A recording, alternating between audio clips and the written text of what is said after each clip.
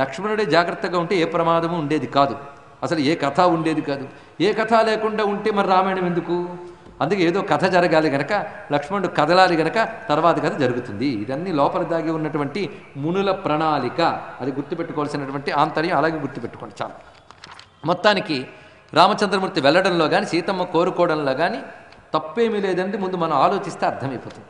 ఇది తెలియక పైపైన రామాయణాలు విని సీతమ్మ లేడిపై మోహం పుట్టింది గనక ఇలాంటివన్నీ మాట్లాడుతూ ఉంటాం. అవన్నీ వద్దు. సీతమ్మ ప్రవర్తించిన విధానంలో బయటికి ఒక మానుషమైన ధర్మబద్ధమైన కోరిక కనబడ్డా లోపల పరాశక్తిగా తాను రావణ సంహారానికి వెళ్ళడానికే వేసుకున్న ఒకానొక ప్రణాళిక అని కూడా అర్థం చేసుకోవచ్చు. ఇది అంతరార్థం. ఈ రెండు గమనించుకోవాలి. ఎందుకంటే సీతమ్మకు అంత ఆలోచన ఉందా అండి అంటే తర్వాత కథ వింటే ఉందనే అనిపిస్తుంది. అది పరిశీలించాలి.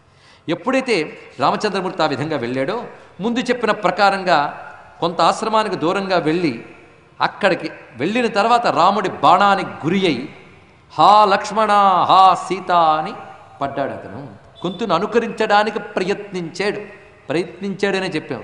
రాముళ్ళ ఎవరు మాట్లాడలేరు, కేవలం అనుకరణ ప్రయత్నమే చేశాడు. ఇక్కడ ఈ హా సీత హా లక్ష్మణ అనే ధ్వని వినబడింది సీతమ్మకి. పైగా రాముని వలే మాట్లాడాడు. కానీ ప్రేమ ఉన్నప్పుడు ప్రతిదీ శంకించడం సహజం. అందుకే సీతమ్మ ఒక ఉత్తమ మానుష కాంతగా హా సీత హా లక్ష్మణ అనేటువంటి రాముని ధ్వనిని అనుకరించేటటువంటి మారీచుని యొక్క కంఠస్వరం విని రాముడికి ఏదో అపకారం జరిగింది, రాముడికి ఏదో ప్రమాదం కలిగింది అని భావించి వెంటనే ఏమన్నదంటే లక్ష్మణుడితో అన్నంత అరుస్తున్నాడు, వినబడలేదా? అన్నయ్యకి ఏదో ఆపద కనబడింది, నీకు వినబడలేదా? నాకు వినబడిందే, నీకు వినబడలేదు, అయినా ఎందుకు నిలబడ్డావు? ఏదో దుష్టబుద్ధి లోపల పెట్టుకున్నావు కనుక నువ్వు ఇక్కడ నిలబడ్డావు. అన్న ఆజ్ఞ ఏమిటి? నువ్వు అన్నని సేవించడానికి వచ్చావు. అన్నని సేవించడానికి వచ్చినప్పుడు అన్నకి ప్రమాదం అనగానే వెంటనే నేను చెప్పకుండా నువ్వు వెళ్ళిపోవాలి. కానీ అన్నకు మిత్రుల్లాగుంటూ శత్రుబుద్ధితో ఉన్నట్టు నాకు అనిపిస్తున్నది. మొదటి మాటే అంత కఠినంగా అంటుందండి. అనగానే వెంటనే అమ్మ అంత మాటనుకు తల్లి, రాముడు నాకు ఒక బాధ్యత అప్పగించి వెళ్ళాడు. న్యాసభూతాసి వైదేహి న్యస్తామయి మహాత్మనా. మహాత్ముడు నిన్ను రక్షించడానికే నన్ను ఇక్కడ ఉంచి వెళ్ళాడు. ఇప్పుడు నువ్వు వినబడినటువంటి ధ్వని మాయా. ఇందాక నీకు కనబడిన లేడి మాయా, ఇది మాయా. ఆ మాయ యొక్క ప్రభావమే ఈ మాట. నిజంగా రాముడికి ఏమీ జరగదు. నువ్వు దుఃఖంలో మర్చిపోతున్నావే గాని నీ భర్త ఎలాంటి వాడు చెప్తున్నాను విను. పన్నగ అసుర గంధర్వ దేవ మానుష రాక్షసై అసఖ్యస్తవ వైదేహి భర్త జేతుం న సంశయ. సమస్త విశ్వంలో ఉన్న దేవ మానవ దానవ గంధర్వ యక్ష కిన్నర పన్నగ ఇత్యాది అంతమంది కలిసినా రాముని జయించలేరు. రాముడు అవధ్యుడు. రాముడు అవధ్యుడు అంటే ఆయన ఎవరు దెబ్బతీయలేరు. నీకు తెలుసా సత్యం, కానీ దుఃఖంలో నువ్వు సత్యాన్ని మర్చిపోతున్నావు. అందుకే కాసేపు ఓపిక పట్టు, నీ భర్త క్షేమంగా రావడం నువ్వు చూడగలవు. నిన్ను రక్షించడం నా బాధ్యత. ఎందుకంటే అంత మాయ అక్కడ ధ్వనించాడు అంటే తప్పకుండా అతడు మరొక వంచన చేయబోతున్నాడని అర్థం. కాబట్టి నువ్వు బాధపడకు తల్లి. అంత పరుషంగా మాట్లాడినా ఎంత మృదువుగా సమాధానం చెప్పాడు లక్ష్మణస్వామి. చూడండి, అబ్రవీత్ పరుషం వాక్యం లక్ష్మణం సత్యవాదినం. ఎప్పుడైతే ఓహో ఈ మాటతో కదిలేటట్టు లేడు అని అనిపించిందో అప్పుడు మాటలో మరికొంచెం డోస్ పెంచింది ఆవిడ. లక్ష్మణ, ఇంత పాపాత్ముడివని నువ్వు అనుకోలేదు. ఇద్దరు పాపాత్ములు ఉన్నారయ్యా, ఒకడు నువ్వు, ఇంకోడు భరతుడు. ఆయన రాజ్యాన్ని అపహరించాలని చూశాడు, నువ్వు రాముడి భార్యను అపహరించాలని చూస్తున్నావు.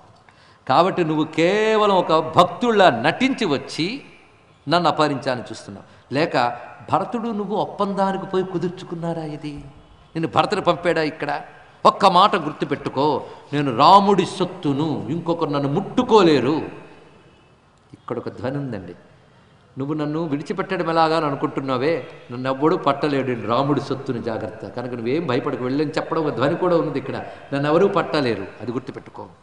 ఇత్యుక్త పరుష వాక్య. ఎంత కఠినమైన మాట అన్నదండి తల్లి. వెంటనే రెండు చెవులు మూసుకుని, అమ్మా స్త్రీలకి తొందరతనం ఎక్కువ అని అంటూ ఉంటారు. సామాన్య స్త్రీలకి తొందరతనం ఎక్కువ. ఆ తొందరతనంతో ఉచితానుచితాలు కూడా మర్చిపోయి ఆగ్రహంతో నోటుకొచ్చినట్టు మాట్లాడతారు. అలా నువ్వు ఇప్పుడు దుఃఖంతోనూ కోపంతోనూ తొందరపాటుతనంతోనూ మాట్లాడుతున్నావు తల్లి. ఈ మాట అంతా మృదువుగానే అంటున్నాడండి. కానీ నువ్వు వాడుతున్న మాటలను తట్టుకోలేకపోతున్నాను. ఇనప బాణాలని నిప్పులో కాల్చి చెవుల్లో దూర్చినట్టు అనిపిస్తున్నాను ఈ మాటలు వింటూ ఉంటే. అలాంటి తీవ్రమైన వేదన అనుభవిస్తున్నాను. నసహేతి ఈదృశం వాక్యం. తల్లి అలా మాట్లాడకమ్మా. ధిక్వా మధ్య ప్రణశ్యత్వం యన్మాం ఏవం విశంకసే. ఛీ, ఏమి జీవితం ఇది! అన్నగారు ఆజ్ఞను పాటిస్తూ ఇక్కడ నిలబడ్డం చేత ఇంత భయంకరమైన నింద వింటూ ఒక చచ్చినట్టు అనిపిస్తోంది నింద చెవిలో పడుతూ ఉంటే ఇక్కడ అంటే ఒక్కసారి వెంటనే ఆవిడంది, ఇదిగో ఇంకా కదలట్లేదు, నువ్వు వెళ్ళకపోతే ఇక్కడికిక్కడ చస్తాను సుమా.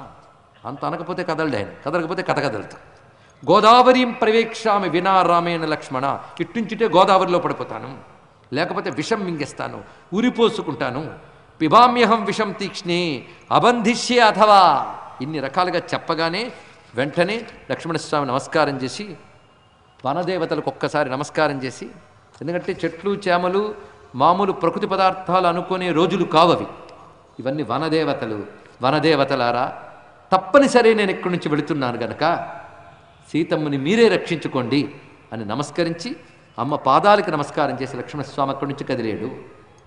ఇక్కడ లక్ష్మణ రేఖలు గీయలేదు తెలుసుకోండి. ఇక్కడ అవి తర్వాత కొన్ని పిట్టకథల్లో వచ్చినవి తీసుకొచ్చి తర్వాత వాళ్ళు రామాయణంలో రాశారు, కానీ వాల్మీకి రామాయణం ప్రమాణం గనక మనకి లక్ష్మణ రేఖలు లేవు, ఇది తెలుసుకోవాలి. కేవలం వనదేవతకు దండం పెట్టి వెళ్ళాడంతే.